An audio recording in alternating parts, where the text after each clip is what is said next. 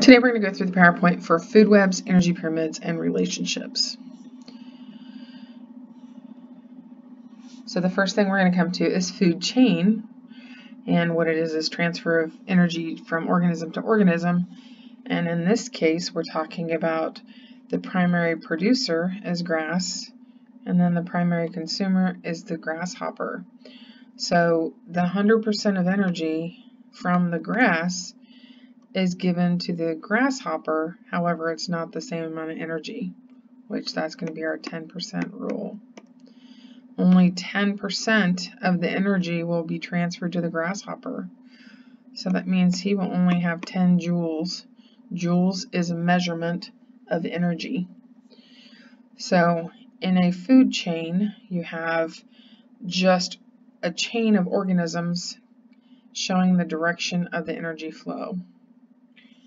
If we go to having the food chain and food web, a food web is more complex. It allows you to see an individual and its route from various angles. So a bird can eat grass, it can eat caterpillars, it can eat beetles. So, and then you see that it can be consumed by several different things as well. So this is a more complex arrangement. This is a simpler arrangement, but they're both showing energy flow. The producers are the ones who make their own energy, called autotrophs. Auto meaning self.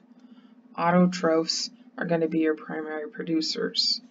Trophic levels are just showing you where the individual organism resides in the energy flow. So you have primary producers starting at the bottom of your pyramid. These are primary producers down here.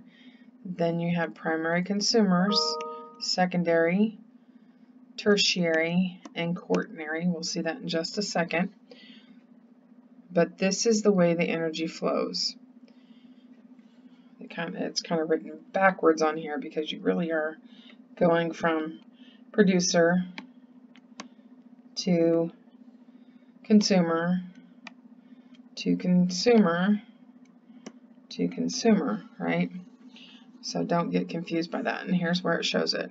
The trophic level is showing the organism in their level of organization of energy flow. So here's where the 100% of energy is, and these organisms consume the primary producers, primary consumers. So the producers down here have 100% of the energy. The second trophic level are the primary consumers. The third are the secondary consumers. See the little zebra there? Okay. Alternate pathways. This is where we can track individual organisms, seeing where they specifically belong and what they consume and what consumes them. Allows you to focus on either a simple food chain, like if I just wanted to follow the beetle, right? So you can either find your own food chain or see how they're all related. There's an additional trophic level that isn't always discussed but is always present, is decomposers. And you also usually don't go past the tertiary level. So here's your producers, your primary consumers, your secondary consumers, and your tertiary consumers. There is no quaternary. Even though it is possible, you just don't see it very much. Okay, we discussed this at one point, and I believe I may have said it incorrectly, so let's make sure we understand. The primary producers have 100% of the energy because they make their own food. They're not losing food as because they consumed something else.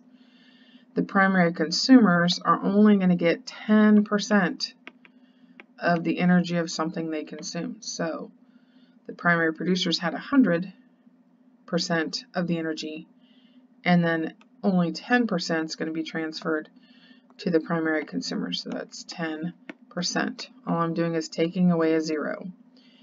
Then the same thing is true here. As I continue to move up the pyramid, 10% is being given. So if I take away a 0, 1% goes here.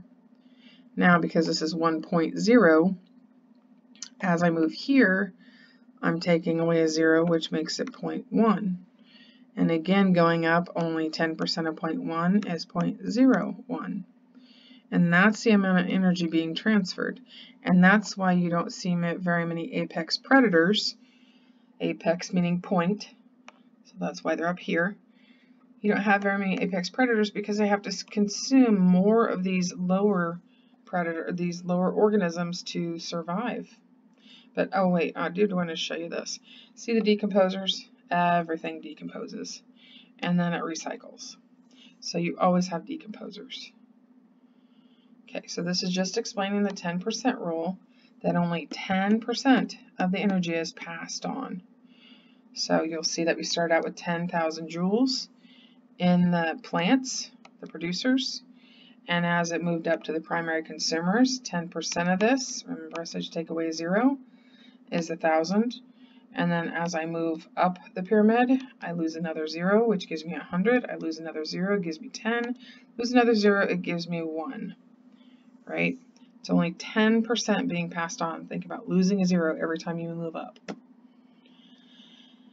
Okay, so energy pyramid, you're seeing the most amount of energy here. Then you're losing energy as you move up the chain. Remember, we're 10% of the energy is only moved on. Remember I said lose a 0, lose a 0. That's what's moving up the chain, right? So don't forget those. It's a 10% rule. Only 10% of the energy, that means energy by the way, is moved to the next organism or the next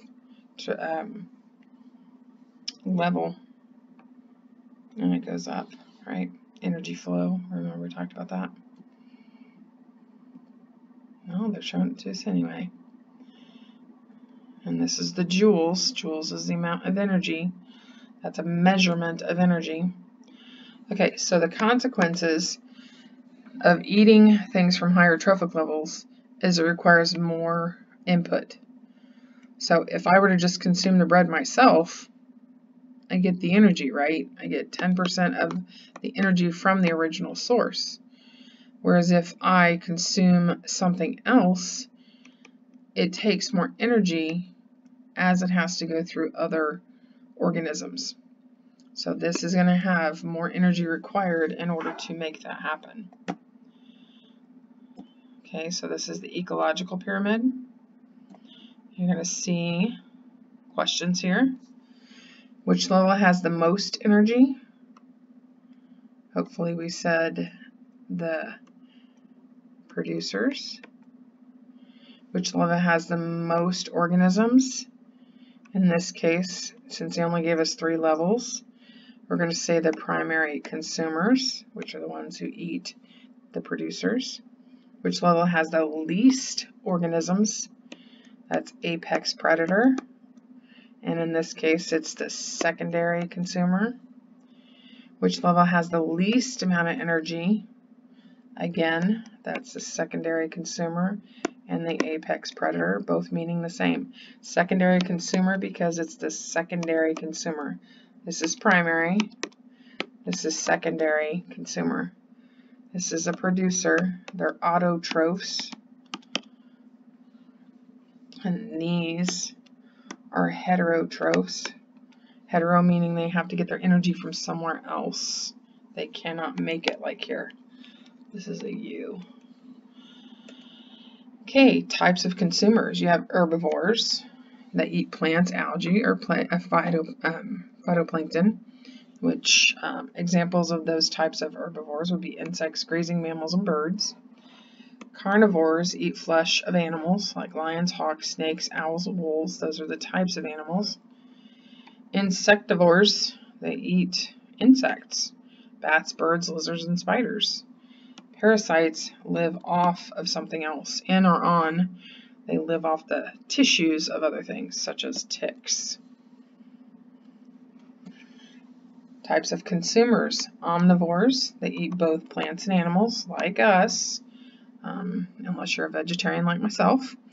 And then another is pigs and bears.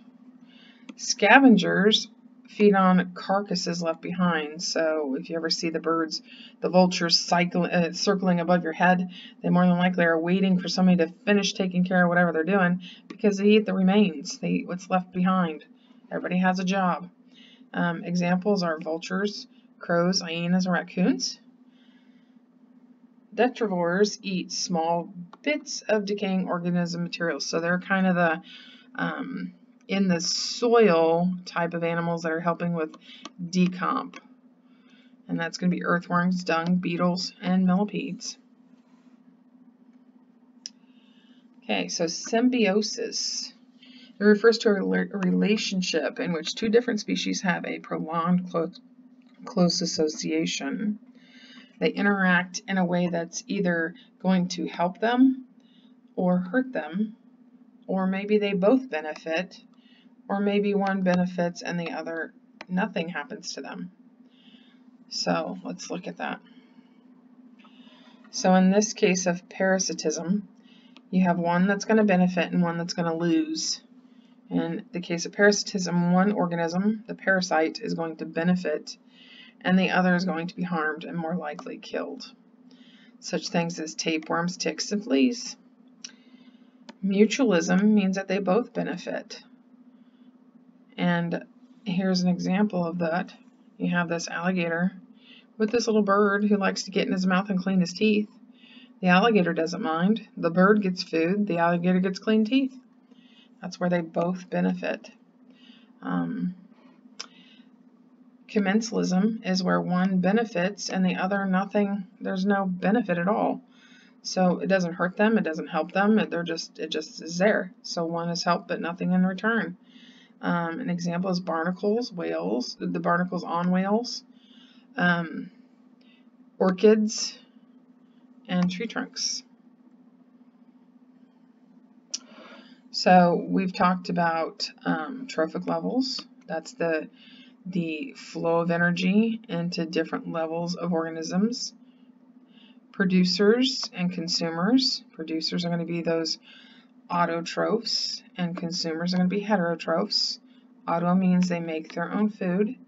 Hetero means they consume food. Carnivores, herbivores, omnivores, we talked about them as well. Predator, prey, you're going to have where we described the relationship between parasites, right? Parasites, mutualism, commensalism. And that is it.